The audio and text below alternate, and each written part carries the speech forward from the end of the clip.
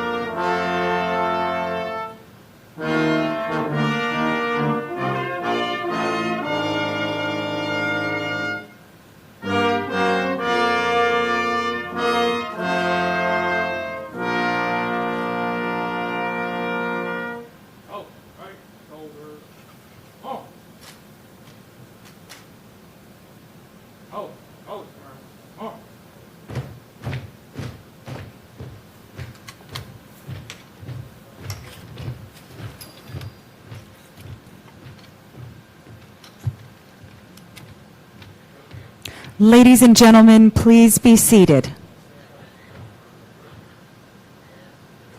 Ladies and gentlemen, David S. Ferreo, Archivist of the United States. Good afternoon and welcome to the National Archives. It's an honor for us to serve as your host for this afternoon's award ceremony, and I'm glad to recognize Attorney General Jeff Sessions, Ellen Hansen, Principal Deputy Assistant Attorney General, Office of Justice Programs, Darlene Hutchinson, Director, Office of Victims of Crime, and today's guest speaker, Detective Mark Slavsky of the Wheatridge, Colorado Police Department. I would also like to acknowledge the awardees, family members of victims of crime, and allied professionals from across the United States. This week, President Donald Trump said in his National Crime Victims' Rights Week presidential proclamation that we affirm our commitment to alleviate the burdens of crime victims, support those who serve these victims, and reduce the number of future victims by assisting law enforcement to keep our communities safe. Together, we can ensure a safe and prosperous future for all Americans. The National Archives is the home of the Declaration of Independence, the Constitution, and the Bill of Rights, known collectively as the Charters of Freedom. These sacred documents were created to protect the rights of all Americans, and I can't think of a better setting for today's ceremony than in the place where these rights are preserved and celebrated upstairs in our rotunda. Our mission is to collect, protect, and provide access to the most important government records. We make these records available so that the American people can hold its government accountable for its actions and learn from our past. Our records start with the oaths of allegiance signed at Valley Forge by George Washington and his troops and go all the way up to the tweets that are being created as I am speaking in the White House. It's a collection of about 15 billion pieces of paper and parchment, 43 million photographs, miles and miles of film and video, and about 6 billion electronic records, the fastest growing record form. And these aren't static numbers. Every day we take in more and more records. Our holdings include the Victims of Crime Act, signed by Ronald Reagan in 1984, This act, yes.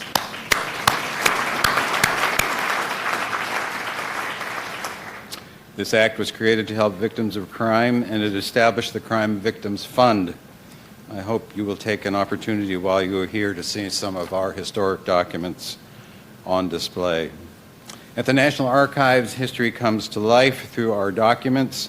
Each record, large or small, is a representation of a greater story, many of which are still being told today.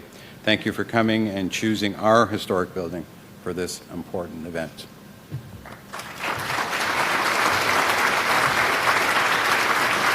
Ladies and gentlemen, the 2018 National Crime Victims' Rights Week theme video, Expand the Circle, Reach All Victims. The innocent victims of crime have frequently been overlooked by our criminal justice system, and their pleas for justice have gone unheeded. When I look back into the history of the victims movement, I'm amazed at how far we've come. Crime victims, at one point in the criminal justice system, were an afterthought. Victims felt very isolated. First of all, they were blamed. Why were you on that street? Why did you do that? Why'd you open your door? And it wasn't until some of the grassroots organizations made people aware that, hey, these are people that are suffering. They need our help. Now, victims in the system have rights that generations ago weren't recognized. We were able to create an office for victims of crime in the Department of Justice. That was huge. People are more aware of trauma-informed practices. And how do we make sure the voices of who we're advocating for are included in the way that we design services? When systems are not connected, there's a high likelihood that people are falling through the cracks. And our job is done more effectively in a collaboration. We're for healing, we're for building a community, we're for reestablishing a strong foundation so our communities are better places. So the more we build the circle and the bigger the circle gets, the healthier communities we have.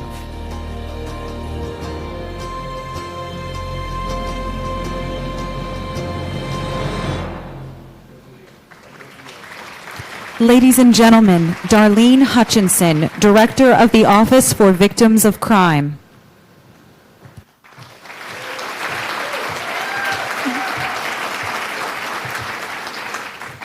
Good afternoon, and welcome to the 2018 National Crime Victims Service Awards ceremony. I'm always so impressed when I see that video again. Our team did a fabulous job putting that together. It is the fourth year that we are in this wonderful historic venue, and we certainly appreciate Mr. David Ferriot for having us here at the Archives building. And we're also very appreciative of the U.S. Armed Forces Color Guard for today's presentation of colors, and to the U.S. Marine Corps Brass Quintet for the wonderful patriotic music that we had that opened our ceremony today. There's no better way to start out a program like this than with that wonderful music. We are very grateful to Attorney General Jeff Sessions for being with us today. Really, truly appreciate his longstanding support for crime victims and their rights throughout his distinguished career. And I personally am very honored to serve in this administration, an administration that places very high priority on public safety and justice, the rule of law, and of course victim services too. I'm very thankful also to Principal Deputy Assistant Attorney General Alan Hansen, who runs the Office for Justice Programs, for his presence here today, and he'll be greeting you in just a few minutes. And thankful to all of we have a lot of folks in the audience from the Department of Justice and all of our partner agencies who are so wonderful to work with, and we are so appreciative that you're here today, but what you do every other day of the year. A lot of distinguished guests, I wish I could name every one of them, and a lot of familiar faces, and we are so thankful that you're here. And of course, many people watching by live stream. That's one of the newer things that you get to do in this era. And there's, like I said, a lot of folks in the audience from the crime victims field. It's you that makes all of this run and operate, and that's how we're able to deliver these services to crime victims all around the country. And we're so thankful to you for what you do for survivors every day. It's also, you'll get to see more of them in a little while, but an incredible privilege to welcome the recipients of our awards. We had a wonderful time getting to know them better yesterday, and of course I feel like I know them really well from the last few months of preparing all of this and the videos and the biographies that you read in your program there, and I hope you really will read up on some of the wonderful programs that they've had over the years in their areas. They truly are exemplifying our theme this year of expanding the circle and reaching all victims, and that is very important to us, to reach all victims. And they have magnificent accomplishments, but I know every one of you in this audience, in your different ways, have been really serving people in your hometowns and your communities, and we have such a variety here. I wish that I could go on all day about the people who work for associations, or you're working there in the grassroots area, but there's so much teamwork that goes into this, and I also have to thank the OVC staff, the Office for Victims of Crime. They are absolutely incredible and made so much of this happen today. Some of the other folks that we work with, Leslie Wilson at Impact and Jennifer Gillison at Kaufman and Associates, helped put all this program together, and Robin, who you'll get to learn more about, Robin and her team at Video Action. They've put together the videos that you will see today. You've seen one wonderful example, and you'll see a few more here in a little while. But the entire staff at OVC is just so wonderful. Their hard work and their dedication, they enable us to serve victims on the level that we do and deliver on the mission of OVC to enhance the nation's capacity to assist victims and provide leadership also in changing the attitudes and policies and practices of how we treat survivors in this country, but all the time promoting justice and healing for all those crime victims. We also want to thank the U.S. Postal Inspection Service. They actually are wonderful partners in distributing takeaway cards that have 1-800 numbers on it for victims assistance in their area, and they also display posters in each of their 11,000 locations. I personally am very excited to be serving as the director of OVC. As you may know, OVC supports thousands of important programs all around this country through the grant programs that we have, and a lot of vital services to survivors of crime, everyone that's affected by domestic violence or sexual assault, homicide, mass violence, terrorism, human trafficking. There's so many ways that we're able to help victims, millions of victims every year that we're able to help through our programs. This is a little surreal for me being here. It was about 29 years ago that I went to my first Victims' Rights Week activity in Montgomery, Alabama, and I was only, it'd been less than 3 years since I had been kidnapped, and so it was still very turbulent times for me. And I say this mostly because of any of the new victims that might be watching, or to inspire you that there is life, there is hope, and that you too can, through the services that we offer and many of the wonderful professionals that work in this field, would be able to, and in that event that I went to that year, I found a sense of community and a purpose, and learned of all the wonderful services that are out there, and it inspired me clearly to turn something really evil into something good. And so here I stand 29 years later. I was 10 back then. No, I wasn't 10. They believe that. Anyway, but the highlight of Victims' Rights Week, we love having this opportunity to shine a light on the victims' services that are out there, but it's also about victims' rights, as you heard President Reagan talking about there, that victims should have a place in the criminal justice system. And it's one of the most fundamental services that we can offer crime victims. And so we really enjoy this week to be able to highlight that. And we do this all around the country through vigils and walks and information fairs, award ceremonies. So many small communities are holding events this week, and it's really exciting. We get to hear about them back at our office and are so proud of what's happening in the field. But thank you again for your participation, whether you're here as a recipient of an award or a guest. So many folks that contribute to what we do, and I thank you for being here.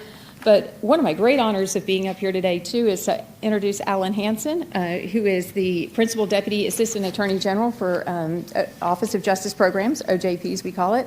Alan was sworn into his position in January of last year. He brings more than 18 years' experience from congressional and policy, management, appropriations, a variety of experience. And he's been able to use that in many ways, leading OJP, and we're so proud to have him here with us today, and he's contributed a lot to this event too. And so I turn you over to Alan.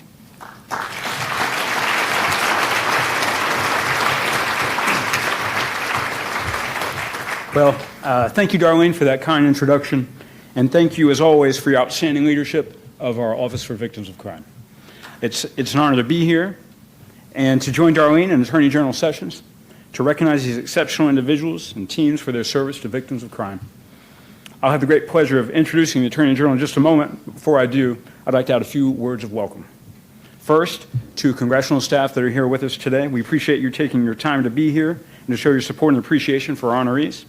Thanks as well to David Ferrio, who we heard from earlier, and the staff of the National Archives for once again hosting this ceremony. It's appropriate that we honor those who fight for just treatment and freedom from fear in the building that houses our nation's founding charters. Also wanted to thank Acting Associate Attorney General Jesse Panuccio for being with us again this year, number 3 ranking individual at the Department of Justice. And of course, a tremendous thank you goes to Darlene and the staff of our Office for Victims of Crime. They work incredibly hard. Please do. Thank you.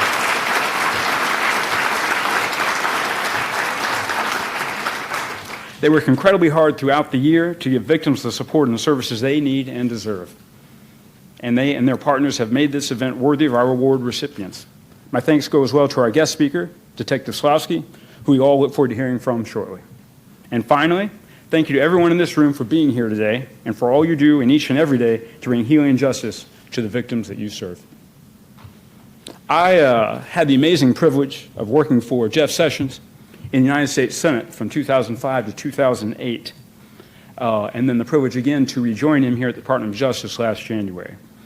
As I've said many times in other venues, I know from personal experience how deeply he cares about the safety of American citizens, and in particular how strongly he feels about the issues facing victims of crime. As a former federal prosecutor earlier in his career, he lived by the credo that no one deserves the promise of protection more than crime victims.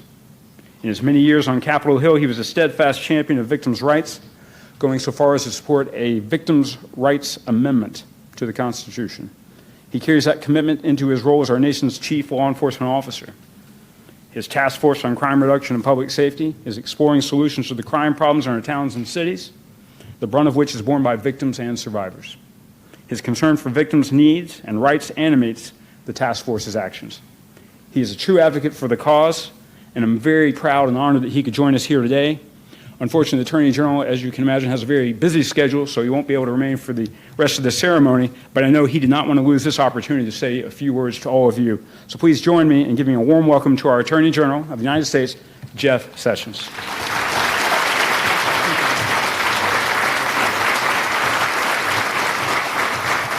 Thank you. Thank you all. It is so good to be with you. Thank you, Alan, for your leadership at OJP. Alan was my legislative director, which meant he had to get my legislation passed. I don't know how many you accomplished.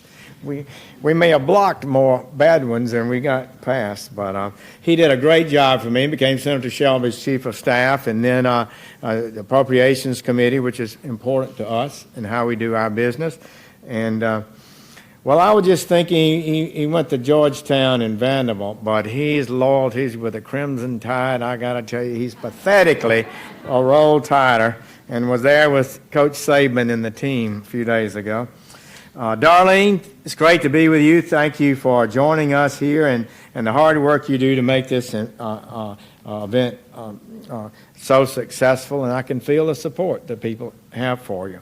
I remember Darlene and I spoke at Victim Rights Week event in Montgomery, Alabama more than 20 years ago when I was Attorney General of the state. She's been a tenacious, long-time grassroots advocate back then, and I'm glad she's joined us here at OVC, an agency that has helped countless families all over America. A special thank you to our guest speaker, Detective Mark Slavsky of Wheat Ridge, Colorado Police Department. I really wish I could stay to hear your remarks, Mark, but we'll get a copy of those remarks. Thank you for being here, for sharing your experience and your insights, and thank you for 37 years in law enforcement. And I'd like to thank all of you for being here as we commemorate the 37th Crime Victim Rights Week. I sort of feel like I was present at the creation of this group.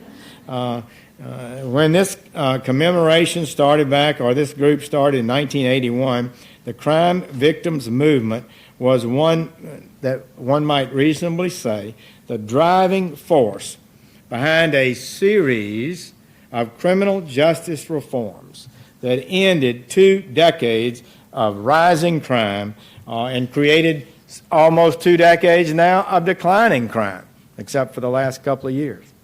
The people of America and you, fighting certain elites all the way, quit seeing criminals as the victims and finally recognize who it is that is the wrongdoer in these events. This was a big time in that time. It was so great to see the film of President Reagan signing the Victims' Bill. I would say a lot of people don't know and don't appreciate, having observed that election, that the crime issue was probably the strongest issue in the country at that time. We'd seen 2 decades of steadily rising crime. Crime maybe tripling since 1950s. Police departments hadn't increased. Jails hadn't increased. Prosecutors hadn't increased. It was a revolving door. Victims didn't even know when their cases were being called. Had no opportunity to even talk to a DA normally. Certainly not to go to court and be able to express their concern and tell the judge the extent of the loss and pain they and their family had suffered. It was a big movement, and this group started it, so many of you. Crime victims, indeed, were the phalanx of support for important legal reforms. The Victim and Witness Protection Act required victim impact statements before sentencing in federal court, and we still do that. And our AUSAs, we expect them to do that.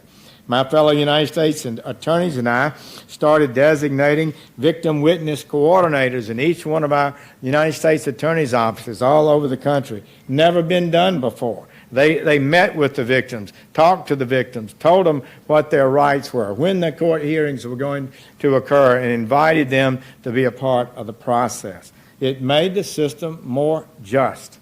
I've seen the transformation up close. I've been in and around law enforcement for nearly 40 years. Being United States Attorney in 1981, President Reagan appointed me. And over that time, some of the strongest and most inspiring people I've met, like Darlene, are survivors of crime. We're going to ensure that this department, and indeed our justice system, is always responsive to the needs and working for victims of crime. At this department, we defend the safety and liberty of our honest citizens, especially crime victims, and we are the hammer of justice that provides the discipline required to stop the criminals, to establish order, without which there can be no peaceful and prosperous society. I remember when President Reagan established the first National Crime Victims Week back in 1981. In his presidential proclamation, he observed, quote, "For too long, the victims of crime have been the forgotten persons of our criminal justice system. Yet the protection of our citizens, to guard them from becoming victims, is the primary purpose of our penal laws." President Reagan started a national conversation about crime and victimization that was long overdue. And for those of us in the trenches prosecuting, it gave us a greater sense of urgency. It really did inspire us. You inspired us. And it reminded us what was at stake in our work and why our work was important.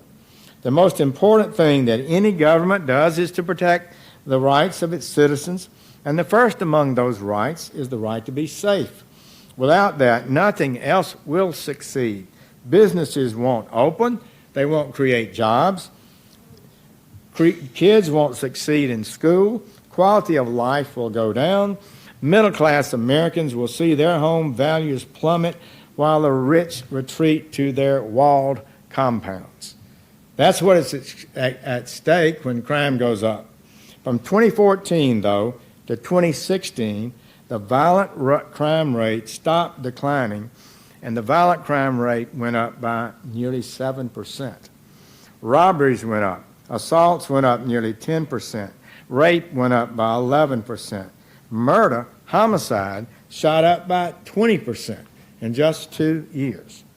Drug abuse, addictions, overdose deaths hit records never known before, in large part, but that was because, I think, America forgot the lessons you taught us in the 1980s. The result has been more misery and more desperation, more lost potential in America's neighborhoods. It resulted in thousands more crime victims across America. Some people say, well, don't worry, this is just a blip. Or they say that crime is like the tides, going up and down. There's nothing the police or any of us can do anything about it. That was the argument in the 70s. I remember that. I call it the Hill Street Blues syndrome. Not many here remember that show, but I used to watch it. It was always the most depressing show to me. They thought, the police would go out and arrest people, and they would lock them up, and the judge would turn them loose, and they'd go catch them again. And that's just, everybody did their duty, but with not much enthusiasm, it seemed to me. Essentially, what they're saying is that police and smart incarceration don't make much a difference, and that rising crime is not a big deal. I utterly reject that view. Nothing could be further from the truth. Police do make a difference. Good crime policies make a difference. Modern policing with its scientific approach and better training and better leadership is a big factor in over 20 years of declining crime. Crime groups make a difference. Anti-crime groups like you. And every single crime victim is important. They need to be heard. Every crime victim deserves the protection of the law, and they deserve justice in the system. And it isn't always a slap on the wrist. Wish it were so. Wish we could handle things that way. Unfortunately, reality has taught us differently. Over just the past 2 years, when crime rate was increasing, get this, more than 4,500 people were killed who might have lived if crime rates had stayed flat. 4,000 more than the normal crime rate died as a result of homicide. Each one of those people was equal in dignity to each one of us. Each of them were deeply loved by family, friends, and part of their community.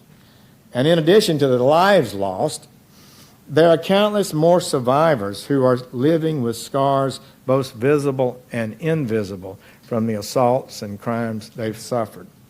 That's why, at this Department of Justice, under President Trump, we are so passionate about enforcing our laws. That's why we are so aggressive in going after the gang members that are driving a lot of the increase in crime, and the drug dealers. That's why we've already increased violent crime prosecutions to 25-year highs and increased gun prosecutions to 10-year highs. That's why our law enforcement community is so supportive of President Trump and so pleased to have a leader who proudly declares himself to be the law and order president.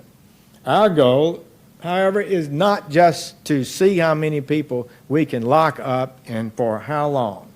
Our job, our goal, is to protect law-abiding Americans, their families, and to make America safer. The President directed us to reduce crime in America. Our goal, we embrace that charge. That's what our goal is. We want to see crime rates go down, not go up. Today's award recipients have done just that. They have served with distinction. I have heard their stories. They make me proud. These are people who provide support to victims immediately at the crime scene. They are people who ensure that victims are secure in their legal rights. They help them obtain therapy after traumatic experiences involving sexual assault or domestic violence. They offer counsel in the American Indian and Alaska Native communities where we have far too much violence and crime. They bring closure to investigating and prosecuting violent criminals. They bring financial relief by recovering stolen funds and selling seized assets. They help victims to be able to speak to the prosecutor and the judge before plea bargains and at sentencing. We are inexpressibly proud of our award winners today. We are proud of the thousands of victims service providers who are helping survivors heal and regain quality of life, some of whom are here with us today. I'm grateful for your work and contributions.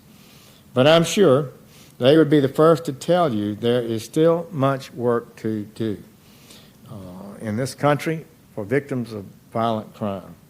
A few months ago, our Bureau of Justice Statistics released a report that found only 12% of victims of serious violence reported that they had received any services to assist them in the aftermath of that crime. That number is far too low.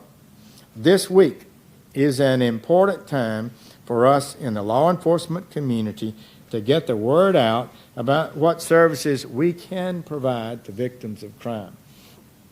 We at the Department of Justice have significant resources to help victims of crime and to encourage enforcement of victims' rights. We need to do more to get these resources to those in need. We cannot accept the status quo. We will not accept it. Here's my message. We will not allow victims to suffer in silence while criminals walk free. We will do what we can to bring justice to victims and consequences to those who would harm them. For example, just yesterday, we announced the payment, get this, of more than $500 million to the victims of the Bernie Madoff financial scam, funds which were forfeited and shared with the victims. In total, the Department of Justice has returned more than $1.2 billion to the victims in just that one case. And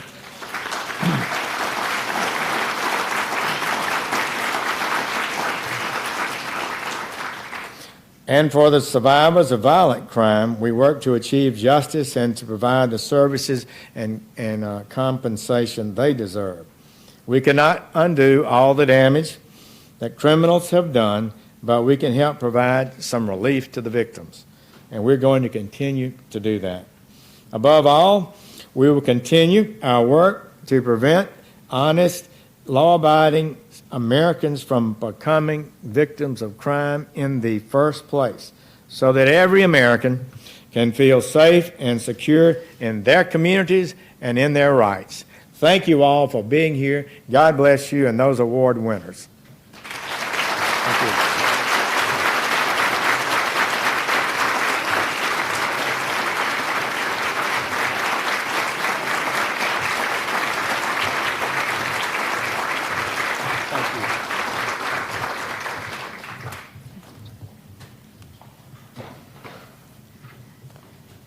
Thank you so much, Mr. Attorney General, and we appreciate you being here today. I know he has a very busy schedule, and so I'm truly so thankful that he could take some time and spend with us here today. And I am now very excited to introduce our special speaker that we've had join us today from Colorado. Detective Mark Slosky has spent more than 37 years in the Wheat Ridge Police Department in Colorado. He specializes in a variety of areas, and 37 years, I guess you get to do a lot, don't you? But he's done a lot in working crimes against persons and has created and understands that teamwork that is necessary to bring some victory for victims and, find some arrest the guys that have hurt, guys and gals that have hurt them. And but he's been named the Police Officer of the Year by the Colorado Association of Chiefs of Police. That was in 2014, and also received the Colorado Organization of Victims Assistance Criminal Justice Award in 2013. And we are so proud to have him with us today to share some of his insights. Thank you.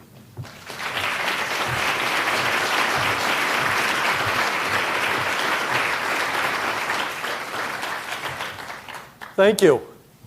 Over 37 years in law enforcement, and this is the scariest moment I've spent in my career.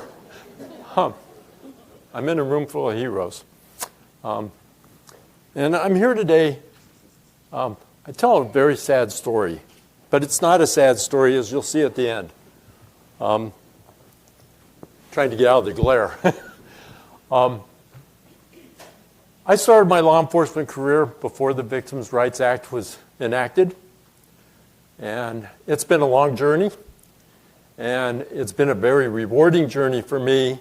I'm very lucky to have spent the last 10 or 12 years of my career very active in victim rights. I'm on the board of directors for the Colorado organization, Victim Assistance. And I think I've made it to becoming a victim advocate, which is just as rewarding as being a police officer, which I'm very proud. I was a young police officer. I was sitting at my desk when the phone rang. And a social worker told me that we needed to go out and investigate a sex assault on a child. But she did so in a way, it was about 10 o'clock in the morning, and she told me that we were going to the middle school in Wheat Ridge, and that this girl has lied several times, and she's reporting being sexually assaulted by her parents, but she's a terminal liar, and we should be done, and she should be able to make her lunch appointment. And unfortunately, in law enforcement and social services and in some of the things we do, we can get jaded. I went over to the school, and there was a little girl sitting outside the office, and she was all alone on a bench. I walked right by her because that couldn't be someone that had just reported being sexually assaulted. I went into the office to check in. I got there before the social worker. And they said, yes, that's Darla. You just passed her in the hallway. Darla was 11 years old. Darla did not want the police involved. She did not want social services involved. She had told a friend in confidence what had happened.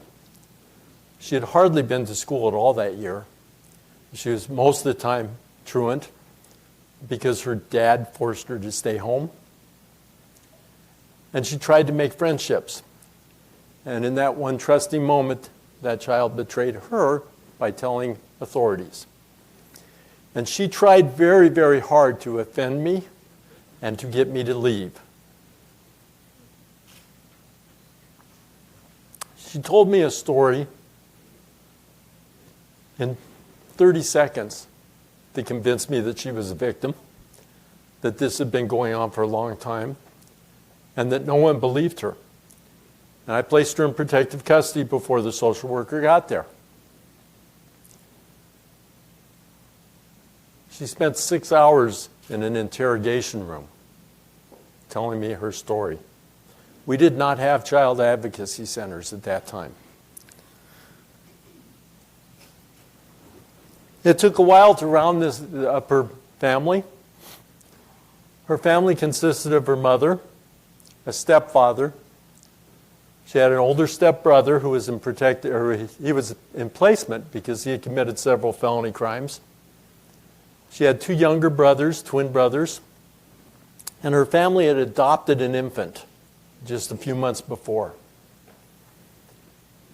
No idea of what their means of income were, other than the fact Mom worked occasionally as a prostitute.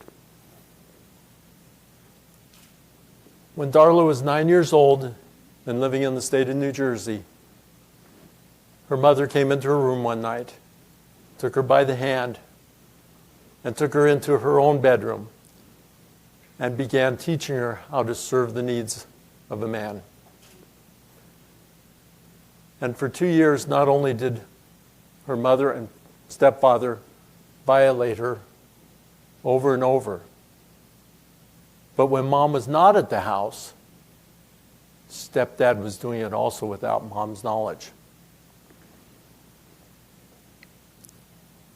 It had been reported several times and no one believed Darla.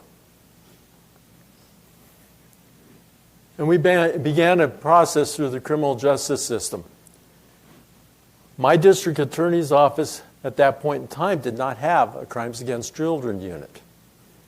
And we started off with just a district attorney with limited experience. This was her first case of this magnitude.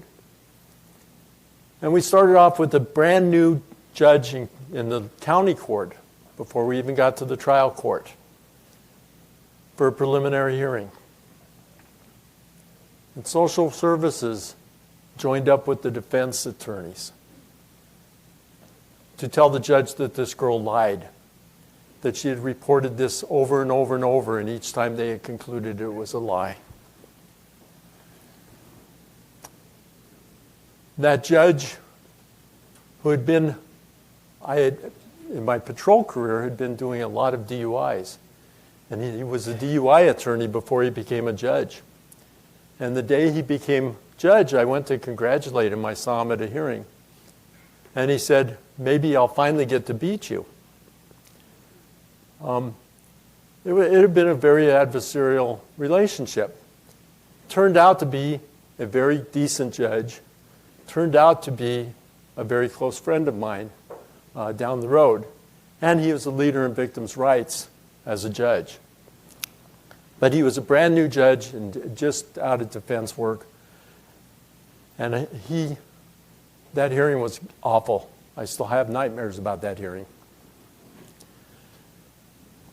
He told me afterward that there was no way in the world he believed anything that we said, because all the experts had already determined that she was making this up. But at this stage in his career, he decided to send it to the trial court just to make sure, which was a good thing that he did that. In talking to him later on, that might be the first person that Darla changed his life and the career choices he made. It was a long and hard process. Social services finally found all the children with our help. They separated the twins. They separated all the children. They fought for visitation and unsupervised visitation, which we were able to hold off. But even in supervised visitation, parents can send children messages. It took almost 2 years to bring them to trial. Darla would not stay in placement. She ran. She ran every chance she got.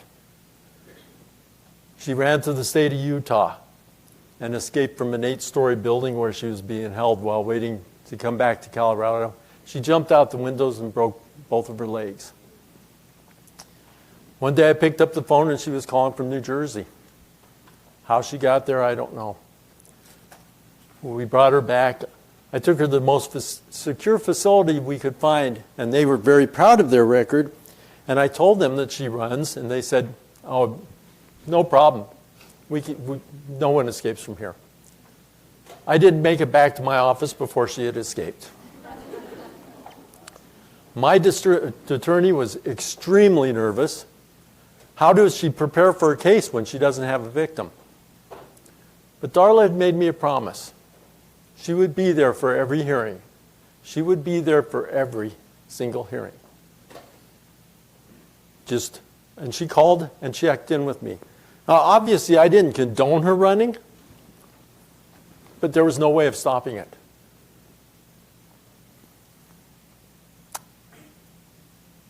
She showed up for the trial. My district attorney was just unbelievably unprepared in her mind.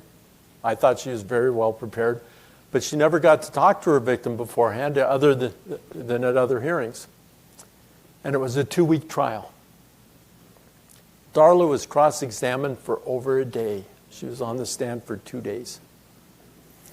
And when she showed up the first day, and if there's any attorneys in here, she wanted her star witness to be conservative, to look appropriate, to act appropriate.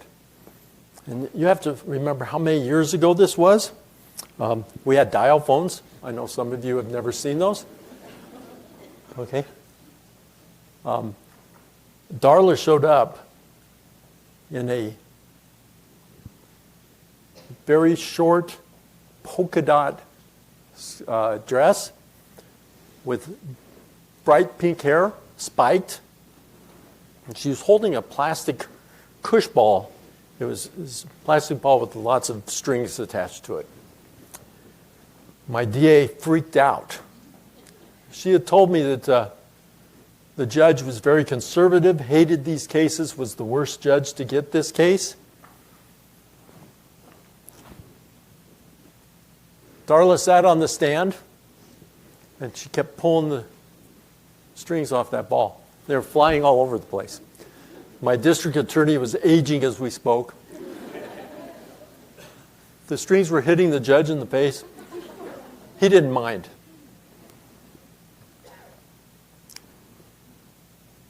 Both mom and dad were convicted at trial. The elder, the stepbrother, committed suicide during the trial. He was an eyewitness to some of the sexual abuse. He had tried telling people about it, and they ignored him. The other kids were physically abused, sexually abused, not the infant. Right? There was threats by gun that came out at the trial. Both were sentenced to the maximum sentence available at the time, and both are still in prison.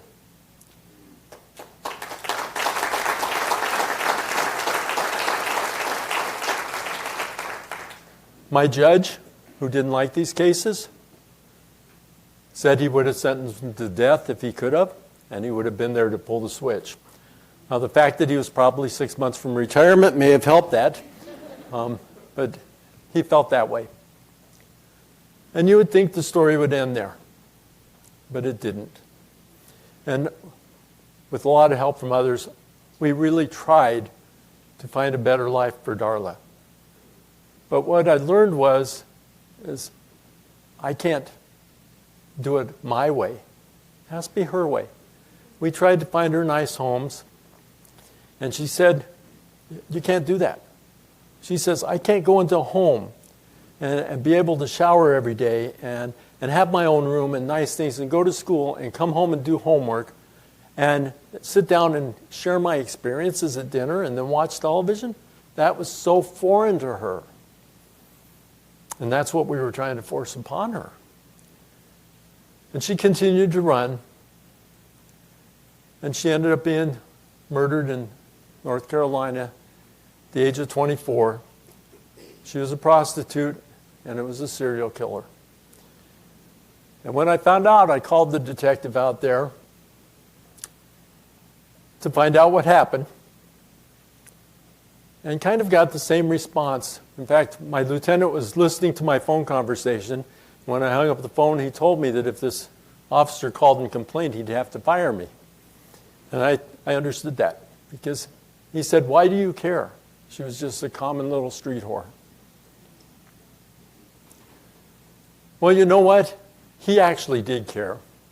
And he did a really good job, and he found her killers. It took a couple years, and they prosecuted. But unfortunately, the court there thought her life was only worth 9 years for murder. Sometimes we forget some of the victims we're trying to reach out. And my message is, you think this is very sad, but here's what Darla told me. The sad part is, she told me she could never form an emotional attachment ever again. And she was right. But she had formed one. And that was to her little stepsister. She made sure she was safe. And that's the only reason Darla came back for trial. That's the only reason Darla stayed with us, was to give that little child a chance. And we found a tremendous home for that child. A home that offered to take Darla in. She couldn't do it. But she could check in and find out how her sister was doing. And she called me and checked in. She made me a much better police officer.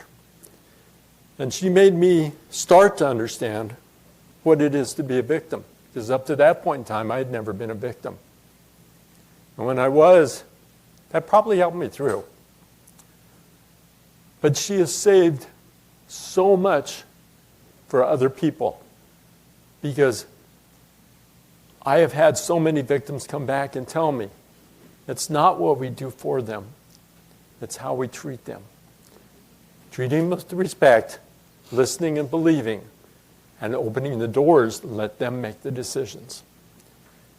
She has made better police officers all over the state of Colorado, and hopefully now in the nation for anyone listening to this. As my message is every single victim out there is somebody's daughter, somebody's sister, somebody's brother, somebody's son. Take care of them as if they are your own. I am so honored to be here today in the presence of some fantastic heroes. And I really, really thank you for allowing me the privilege of being here. Thank you very much.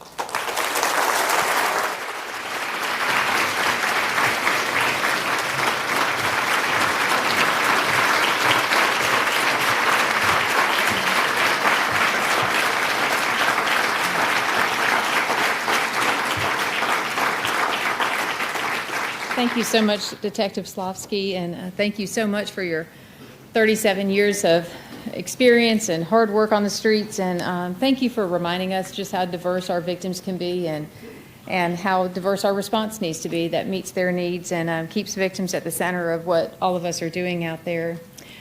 And speaking of diverse needs and services, we're going to see a little bit of that. We're turning our attention now to the award recipients, and we're going to describe those and present those to you through these wonderful videos that we've prepared, and then they'll come up individually and get their awards.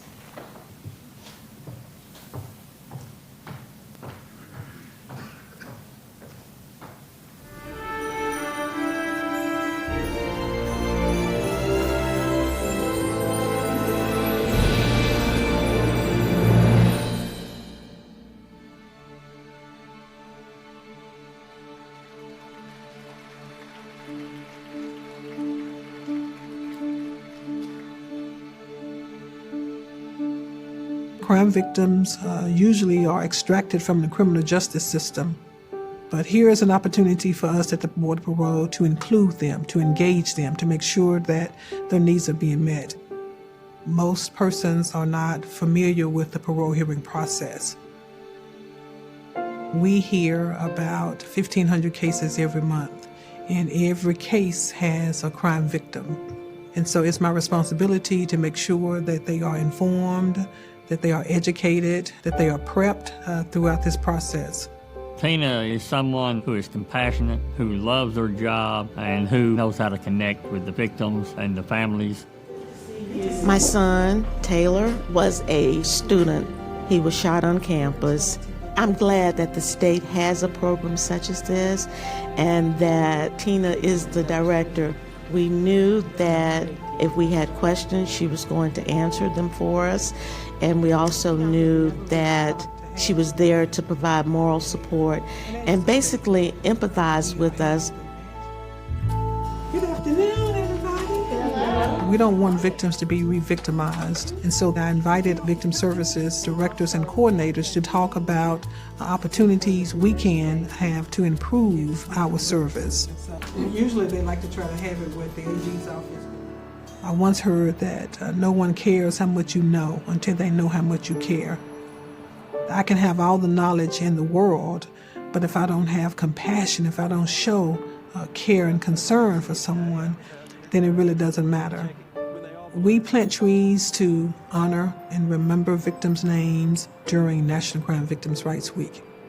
Oftentimes we remember the offenders' names and often not the victims' names. So this gives us an opportunity to remember victims across the state.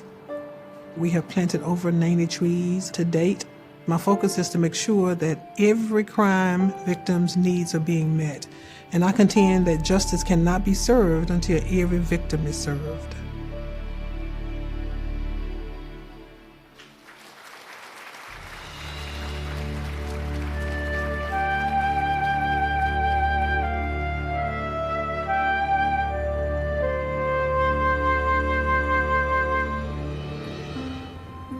I've been here for 30 years working for the state. Police officers are your first responders most of the time. And so the idea was if we can have a victim advocate linked up with the police department, we can get services to victims quicker. That collaboration, that victim services working side by side with law enforcement has really proven to be beneficial in the state of Delaware. The advocate can focus on the victim. It frees the investigator up to do what they need to do, knowing that the victim is being taken care of by the advocate. If you start from where the investigation begins and all the way through prosecution, that's a scary process, and sometimes it's a long, drawn-out process. Because I would like to have an advocate talk with her. We want to help them to reestablish control over their lives, because most of the time what occurred was totally out of their control. And so we want to provide them with resources, we want to provide them with information, but then support whatever choice it is that they make for themselves. This job is always changing, and it's about meeting needs of people in crisis. I oversee a unit of outstanding advocates who really give of themselves day in and day out. You want a supervisor who cares about you as a person. On some of the more difficult cases that we work, especially death cases or cases involving children, when we are finished, she's always said to us, you need to call me, I want to hear from you.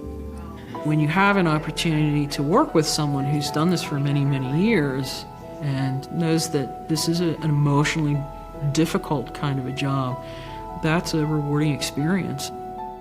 Somebody needs to help people that are going through these incidents, and there are a lot of us out there that are doing that, and knowing that we are making a difference helps you to go back and do it again the next day.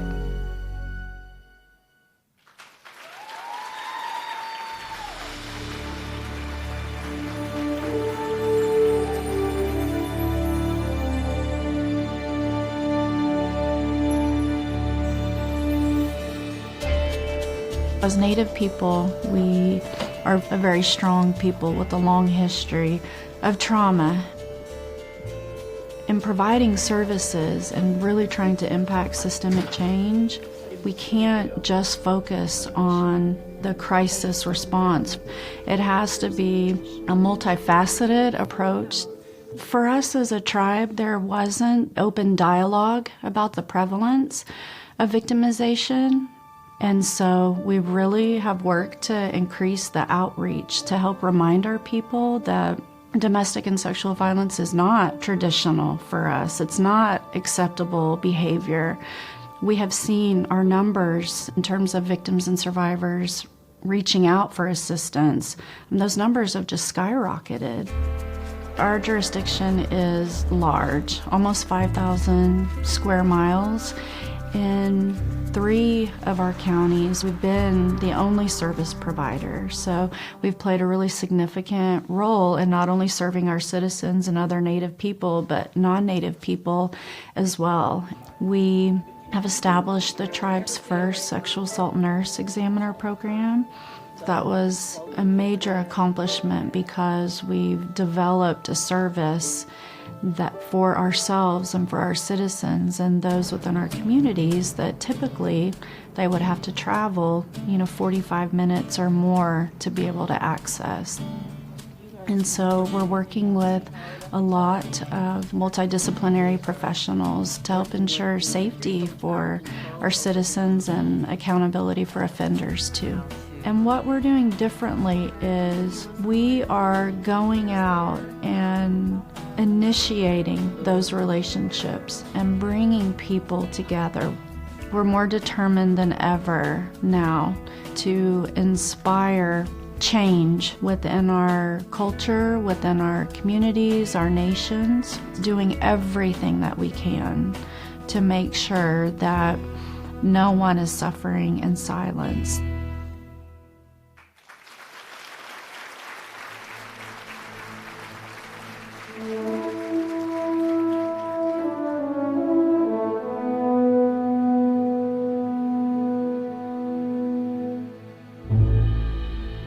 From very young, I wanted to do something that would make a difference in the world.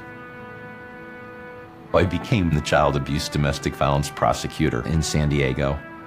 We had figured out by '89 that victims were going from place to place to place to place to place to get help.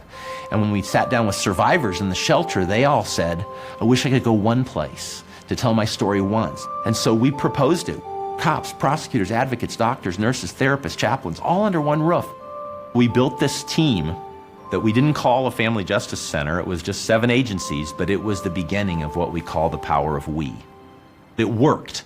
We started seeing homicides start to decline in San Diego. We started getting a lot of national attention. And then in 1996, as soon as I got elected city attorney, I said, I want to plan the San Diego Family Justice Center. I want to create this center, first one in America, where everybody can go one place for everything. We opened on October 10th of 2002, 25 agencies, one place where victims could go. So it wasn't just about domestic violence. Now it was about all the intersections of trauma that we were focused on. San Diego figured it out. They've got a city attorney named Casey Gwinn, who's right there. He created the San Diego Family Justice Center. The runaround is over in San Diego. There's a central location where somebody who desperately needs help can find compassion and help. And the president announced the President's Family Justice Center initiative and said, we're going to create these centers all over America. We have centers now in 25 countries. We have centers in 40 states in the United States. We had created Alliance for Hope International. Helping a child go. Camp Hope became part of the Family Justice Center. We produced our training institute on strangulation prevention. And then we realized the #1 need in family justice centers was civil legal services, so we started our Justice Legal Network. It was fun to see the kids see the science of hope, hear the science of hope, and actually, I think, get it. We're creating a community of hope here. This is about all of us who believe that hope can rise in our lives.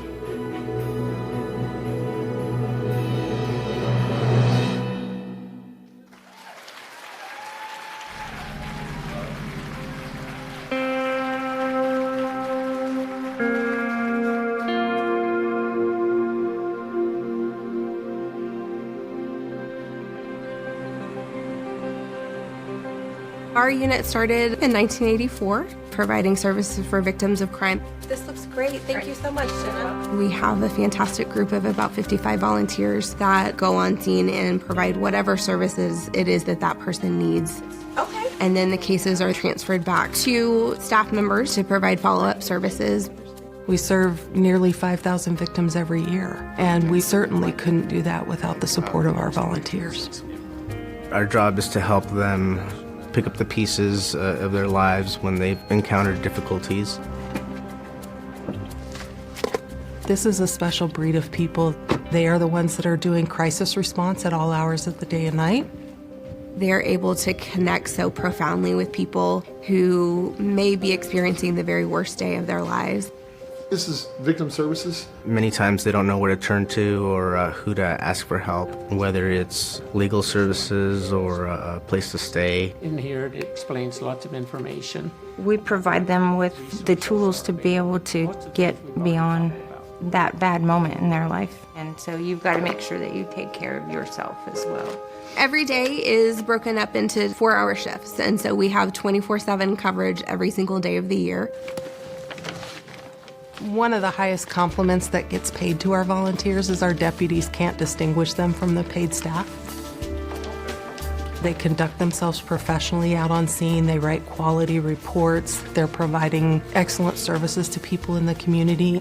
I speak Spanish, and I have seen the assistance that I help provide firsthand with people who otherwise would not know how to communicate what has happened. We are so fortunate to have all of these individuals who want to help and the manpower that they bring to our organization. Sometimes you just need a whole group of people to help someone get to a better situation. We have a great team. We have a great team.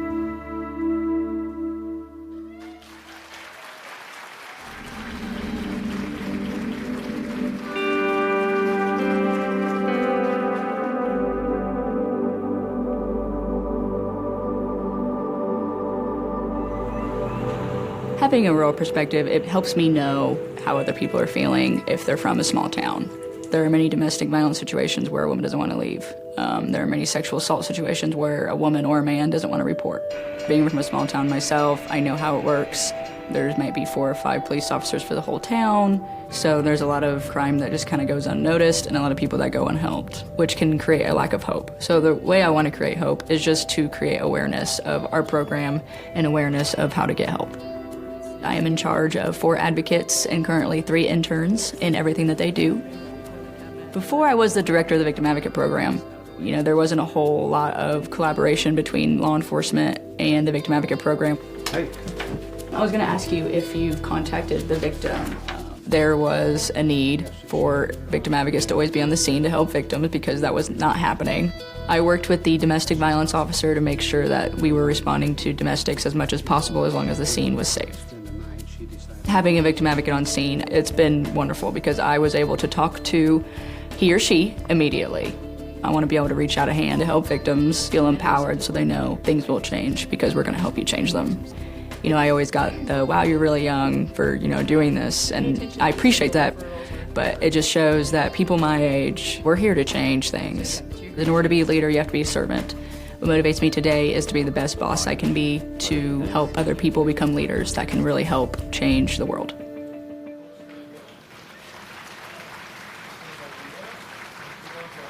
The 2018 National Crime Victim Service Award goes to Tina L. Fox.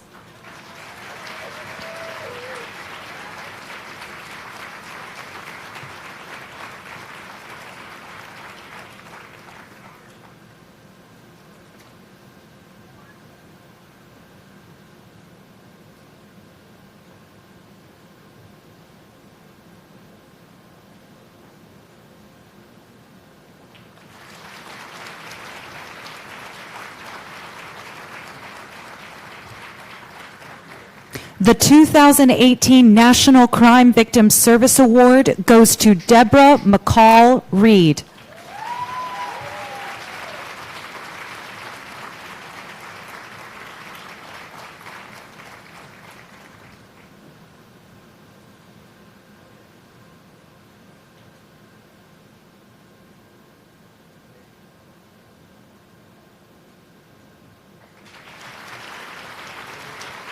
The 2018 National Crime Victim Service Award goes to Sean Partridge.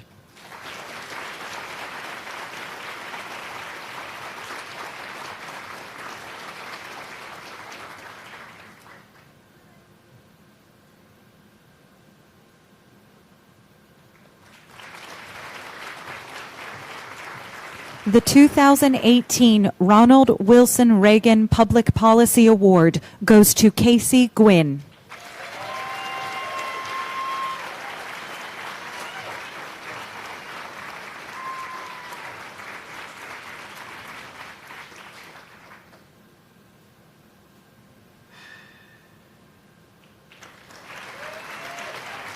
The 2018 Volunteer for Victims Award goes to Victim Services Unit Volunteers, Travis County Sheriff's Office.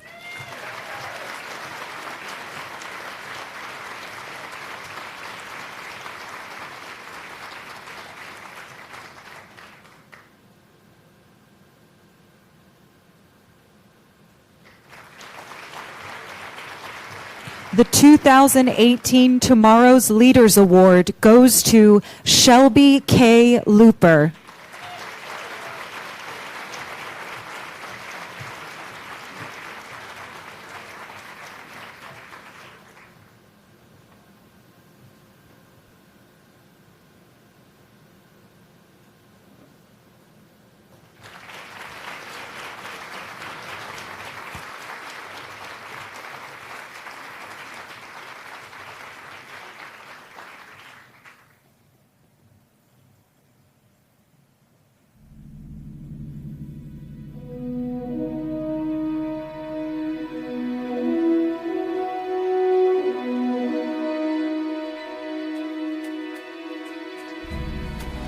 I believe it's essential that child sex assault cases, particularly on Indian reservations, are not only investigated, but prosecuted to the full extent of the law, because if we successfully put someone in jail, they see it in the newspaper, they hear about it from their next door neighbor.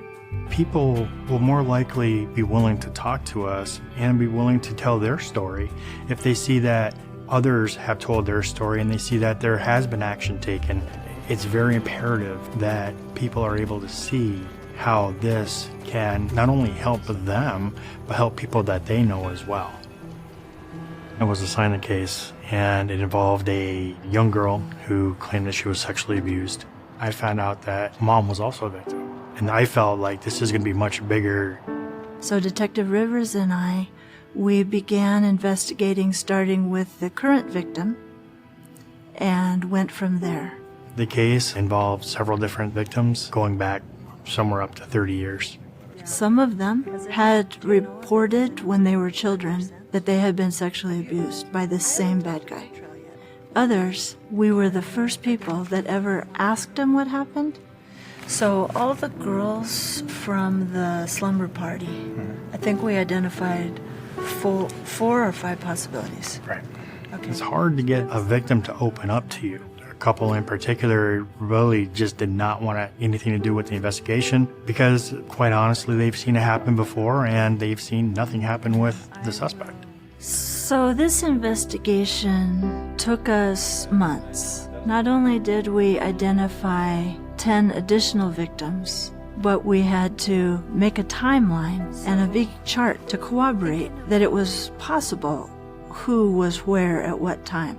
And once we talked with the suspect and did an interview, that's when we submitted the case for prosecution. And he's serving 18 years in a federal penitentiary.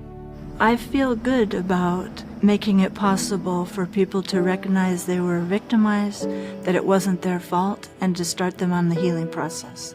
The work that me and Special Agent Rice conducted, hopefully, will be one of those cases where people actually see that there is justice out there for them.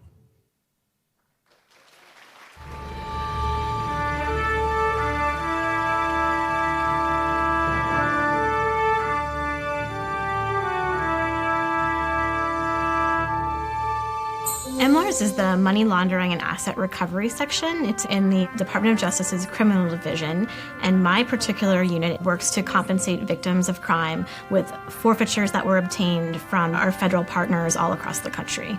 Probably about half or more of the cases that we do are white-collar crime, fraud.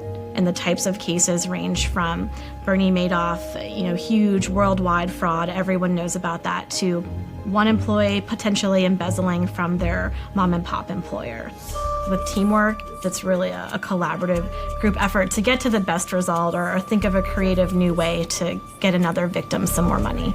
We are trying to give back to the community by demonstrating our support for victims who are otherwise powerless.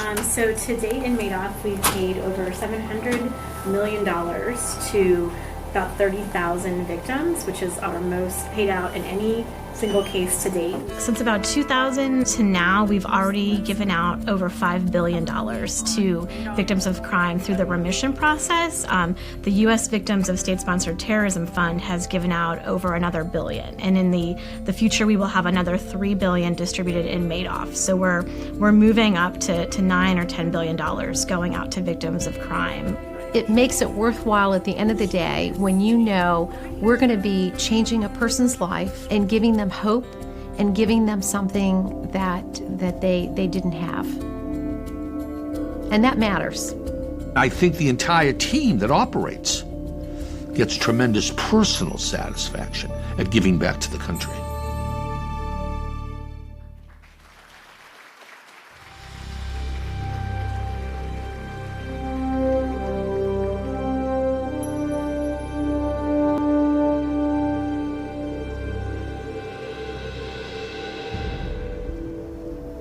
When I go out and talk to people, I say New Jersey is really ahead of the game. We have key individuals here in New Jersey that were so vested in the Human Trafficking Prevention, Protection, and Treatment Act that it was unanimously passed. So now, with the laws, we're able to intercede and provide intervention much earlier so we have better outcomes. Prior to that, 14, 15, 16 years old were getting arrested for prostitution, put in juvenile justice, and not receiving any services. Everyone in the world has the right to own themselves and not be looked at as an object or a commodity. A person is not something that you buy. The work that we do is heavy. Streets are a draw if you grew up on them. So when you haven't healed yet, we have to make sure the survivors and the victims are protected and traffickers are arrested and convicted. Dreamcatcher makes that connection and builds that trust with the victim to try and get the victim to give us information about the person that's holding them. Most of our clients need extensive support and therapeutic treatment. Then they can start identifying the things that were exploited in themselves, whether it's sex trafficking, labor trafficking, etc. And then we feel like they're moving towards survivorship. And we continue that path until they're thriving, if they allow us to stay in their lives. –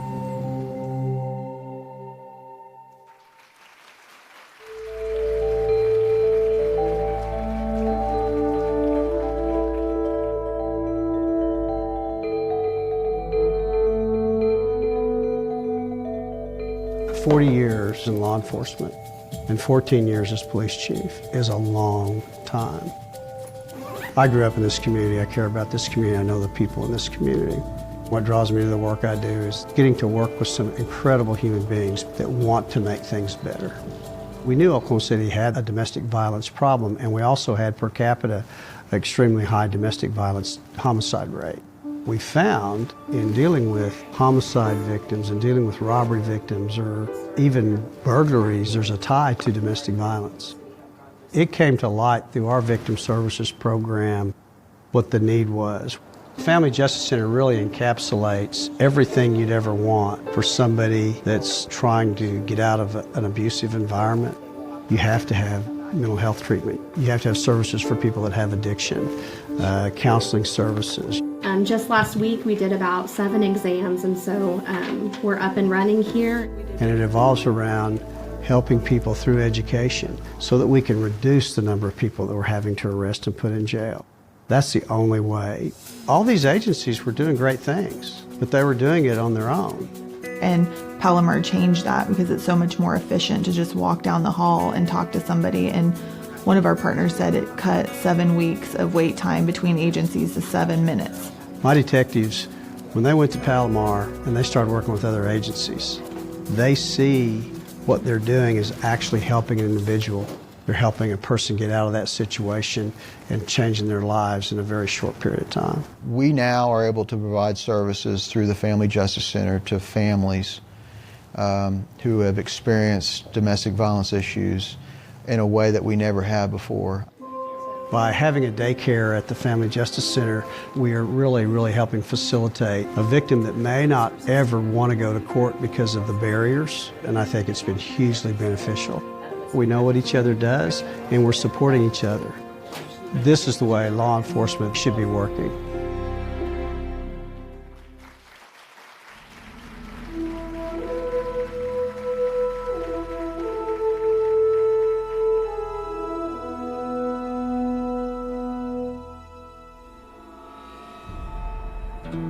My truth started in 1994. I was a freshman in college, and I was sitting on my front porch that night. I felt like I was falling backwards, but then I realized someone had me, and he proceeded to drag me in between the two homes under a neighbor's deck, and that's where he assaulted me.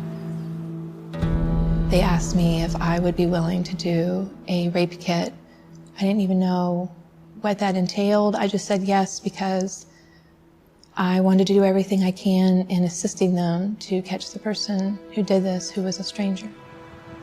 3 years later, they tested it. His DNA was not in CODIS because here in Kentucky, we only have DNA upon conviction. From the time he did that to me, he was not swabbed for another felony crime until 2009, and that was backlogged. It was March of 2011. They got the hit in CODIS that he matched 3 cases. Then I felt like, could we possibly use or reframe what had happened to me so other people wouldn't have to wait almost 20 years for justice like I did. Michelle's desire to push and go back into the fire time and time again to advocate for survivors inspires me and inspires other legislators to keep up pushing that fight. A couple years ago, we started in a issue of having over 5,000 untested and unsubmitted sexual assault forensic exams. Every kit was a person, and we needed to test these. And now we are one of the states that are in the forefront of sexual assault kit reform. Michelle has really shown a lot of courage to other survivors, and they have in turn become courageous themselves. So there are other survivors on the Survivor Council who have brought bills this session, following her lead. So I do think that people take notice once survivors start speaking, and we do have a power in that. I remember vividly one of the girls said, "Oh my gosh, like we've never met anyone who was a student on campus that went through something like this where they actually got justice." She decided very bravely, I think, to come back into the university setting. And she is fully enrolled in this university. She's now a sophomore at this university and making stellar grades. Courage is my wings. It's my way of being able to hopefully give courage to other people, because that's what the people here in Kentucky have done for me.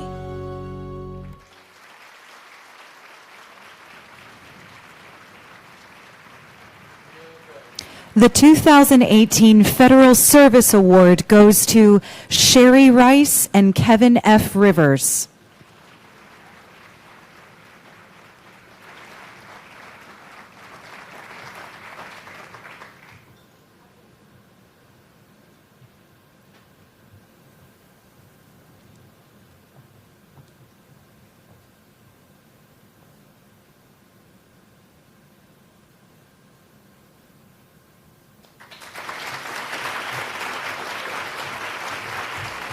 The 2018 Crime Victims Financial Restoration Award goes to Money Laundering and Asset Recovery Section, Criminal Division, U.S. Department of Justice.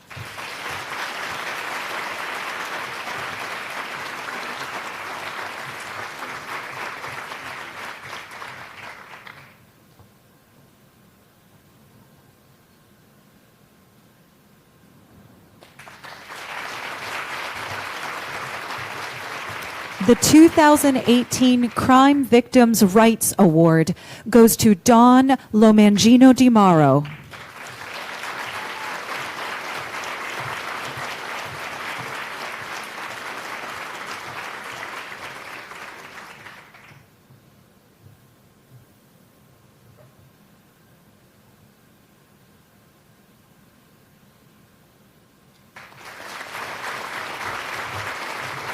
The 2018 Allied Professional Award goes to Chief William City.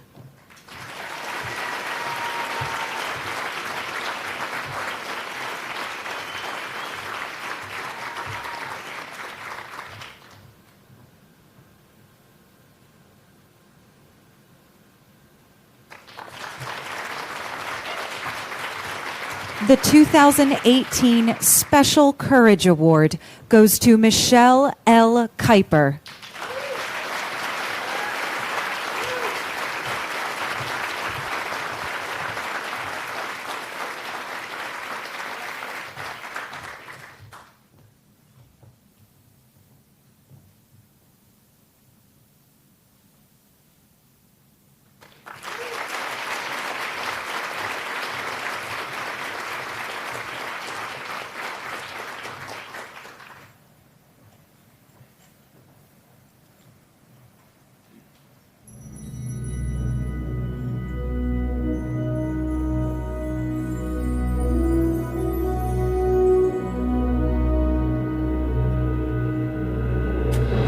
Changing the culture, the way we view victims, the way we treat victims is incredibly important. The laws themselves are not enough. We have to have committed practitioners and a well-informed general public ensuring that all victims are treated with dignity, with respect. All rise. Their rights are enforced, and that they can take those steps to rebuilding their lives. What are we reading today? Back in the 80s, crime victims really had very few rights, and it was actually a presidential task force that really outlined the dilemma, the plight of crime victims, and the way that in many instances they were just treated as another piece of evidence. And we've come a long way since then. I've been to a lot of conferences in 20 years at OVC. There is a spiritual aspect to this conference that comes from Native culture, from the very essence of who you are. I do think the Crime Victims Bill does need more resources to reach victims in ways that we've never been able to do before. I started my career in Child Protective Services, and it was really an incredible privilege to serve as the director for the Office for Victims of Crime. Most innovation comes from the necessity to solve a problem, and it makes all the difference in the world when you can tie what you think needs to be done to research. When we started Vision 21, we felt it was very important to convene a series of stakeholder forums that brought in a wide swath of people in the community. At every forum, participants said, "Wow, I have never sat in a meeting and talked about not just my area, not just child abuse or elder abuse or sexual assault, but everybody's area, looking at victimization from a much more holistic perspective to make that the standard for every community in this nation." Vision 21 is just the beginning, but it will, I think, set the stage for expanding the reach and impact of the Crime Victims Bill for the next decade.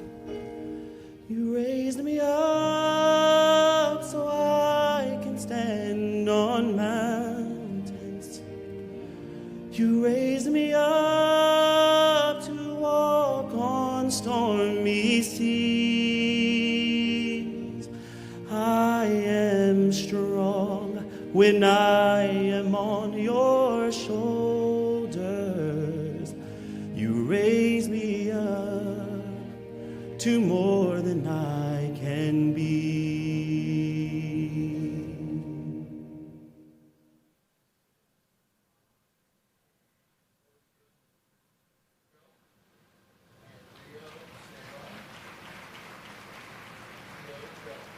The 2018 Award for Professional Innovation in Victim Services goes to Joy E. Frost.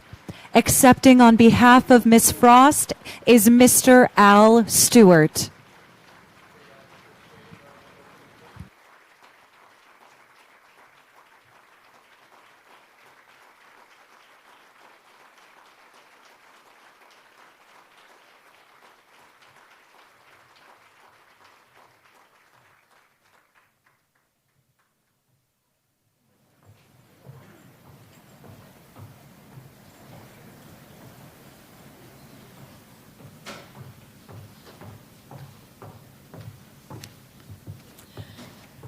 Wow, they're pretty amazing, aren't they? Let's give our recipients of these awards one more round of applause.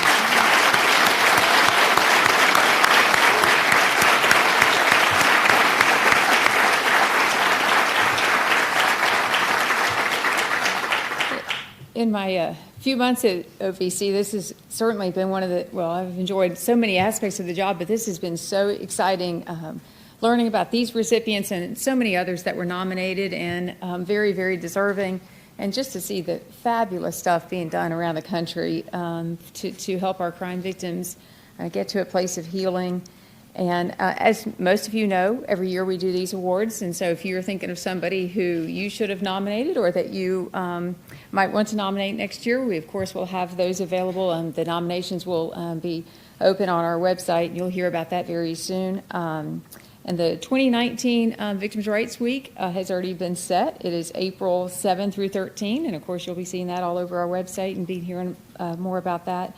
But we're just so thankful for everybody who's come out to join us today, and thank you again for the work you're doing out there. As you know, probably, that we have a reception that will be held out here to honor these recipients and give everybody a chance to get to know each other a little better. And we invite all of you to join us there. And so thank you again for being here today.